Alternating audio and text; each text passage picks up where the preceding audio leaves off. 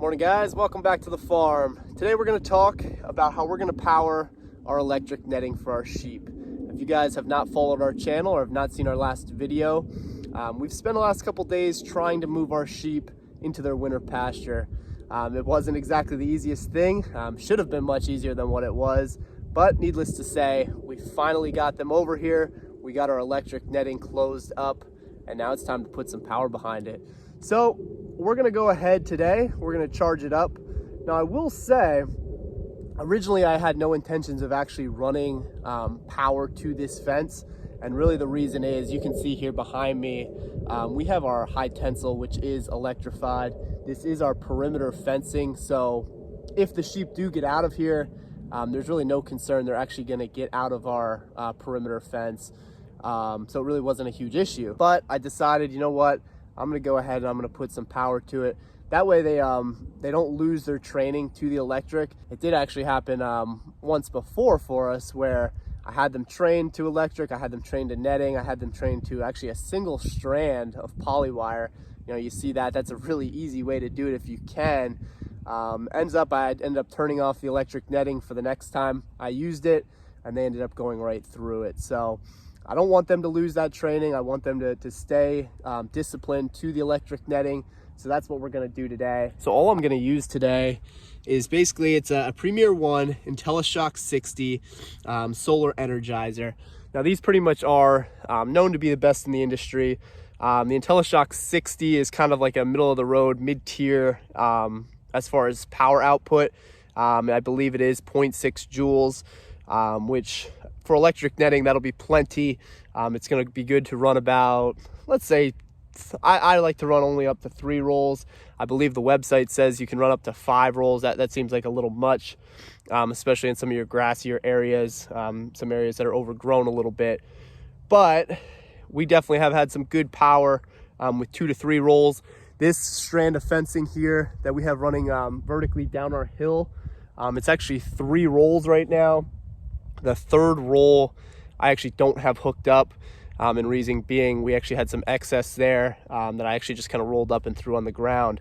So if that was hooked up, that would be, obviously a ground sink, that you would have no power to your fence. Essentially it's 2 rolls connected pretty much the entirety of the hill, and it actually works out nice where the last roll connects.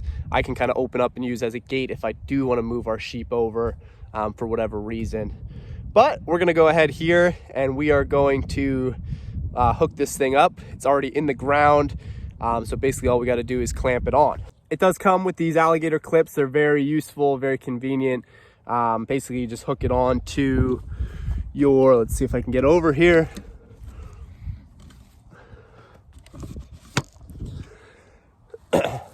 So basically you're just gonna wire right into these adjustable nuts here. And that's gonna be where your alligator clip goes. That's gonna be your hot.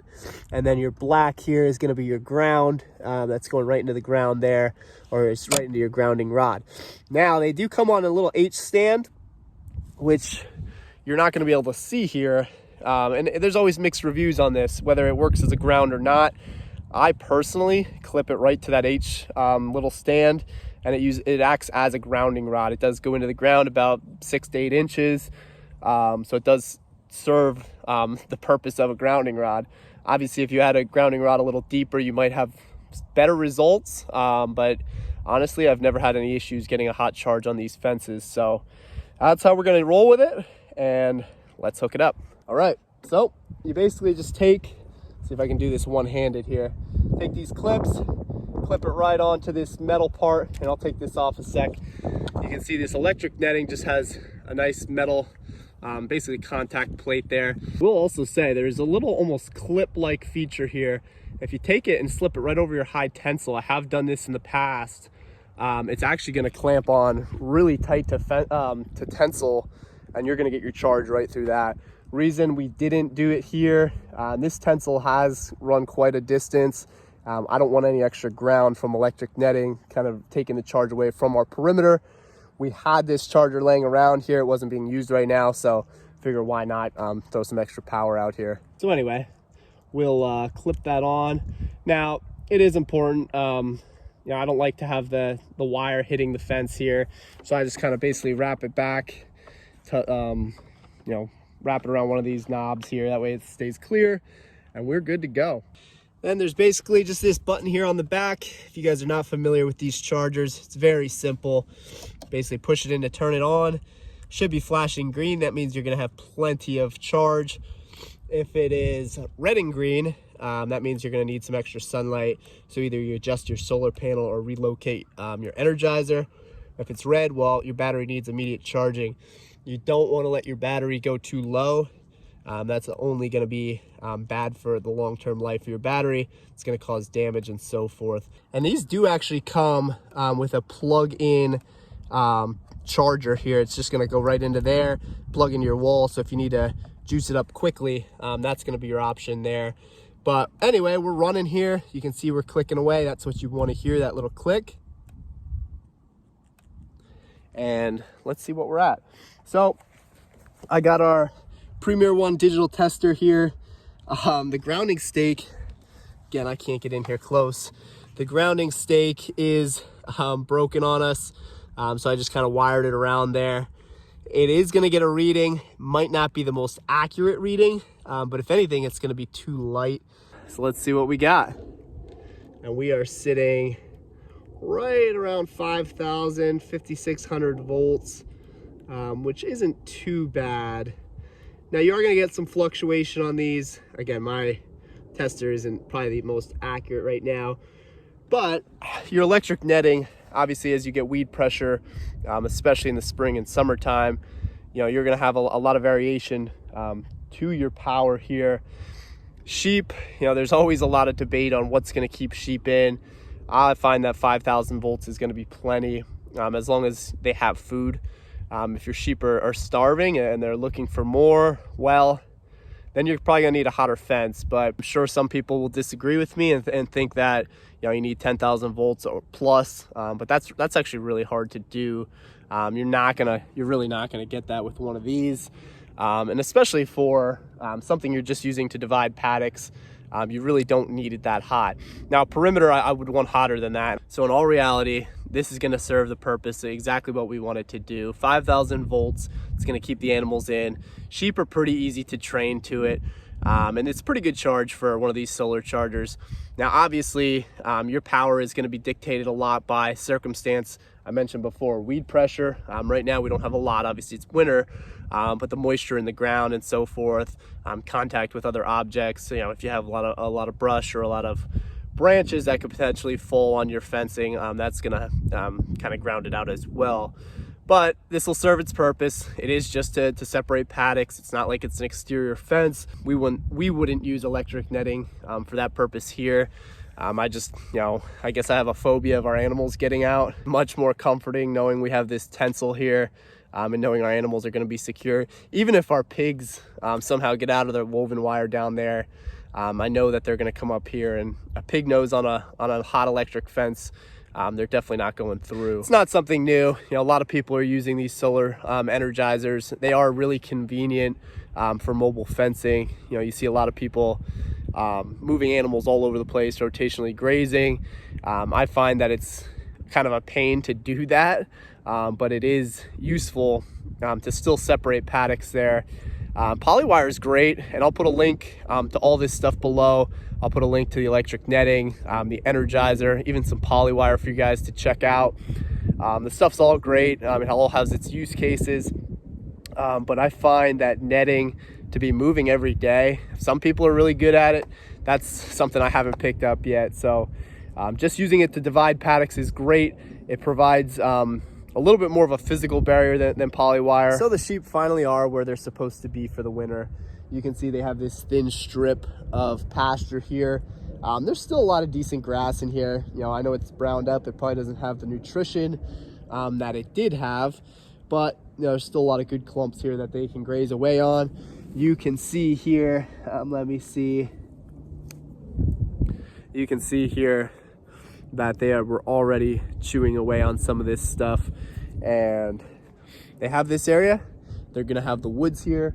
There's actually a pretty deep ravine that kind of goes down here. There's not much in here, but that is going to become quite the growth spot in the spring.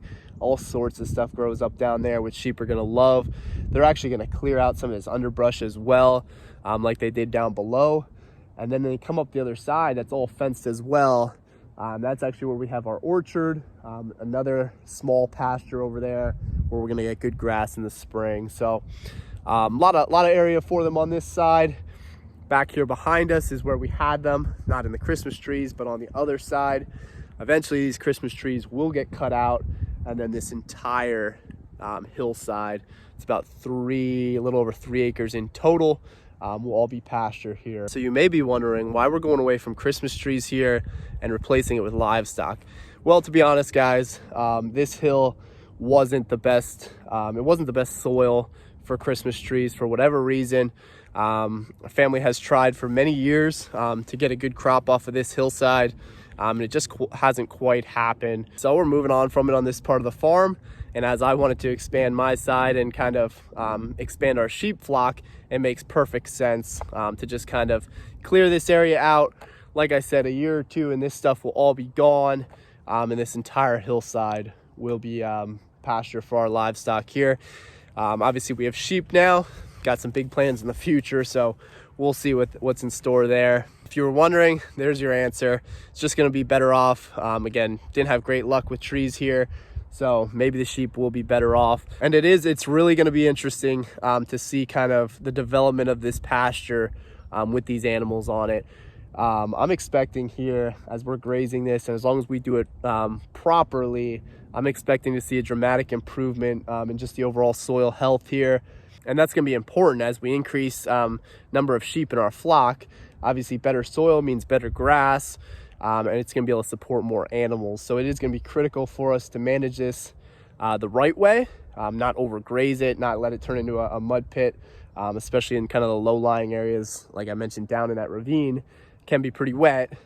So it is going to be important to manage it properly, but I would expect this pasture here is going to transform very quickly. So anyway, guys, just wanted to get out, show you that here this morning. One of the ways that we power some fencing here on the farm. And there's tons of options out there. So don't feel like you have to go with Premier One. Like I said, it is probably the best as far as solar energizers.